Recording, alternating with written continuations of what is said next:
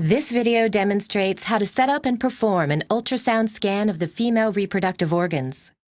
Equipment required includes the following: a standard floor model ultrasound machine, a selection of transabdominal and endovaginal transducers with covers and biopsy attachment as needed, a powered adjustable examination table with stirrups, positioning aids such as pillows or sponges, an ergonomically adjustable chair, acoustic and/or any water-based lubricant gel and gel warmers, examination gloves, bed linen and towels, and a sonographer's worksheet.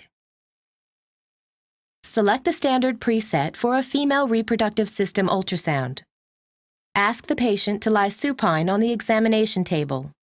Sit or stand on the patient's right side with the ultrasound machine on the upper end of the examination table. Expose the patient's abdomen and apply gel on the midline just above the symphysis pubis. Start the transabdominal examination of the uterus by performing a survey scan of the pelvic organs using the full bladder as an acoustic window. Make the necessary adjustments to the machine parameters to maximize image quality. Begin with the longitudinal plane scanning through the full bladder. Manipulate the transducer until a suitable image of the uterus, endometrium, cervix, and vagina is obtained. Starting with the midline uterine image, manipulate the transducer towards each side in turn and assess the uterus past its margins to the adnexa. Freeze the optimized image of the uterus as required. Annotate as to structure, scan plane, and scan approach. Measure the long axis of the uterus from the fundus to the cervix. Measure the anteroposterior, or AP dimension, perpendicular to the long axis at the thickest part of the uterus. Then save the measured uterus image.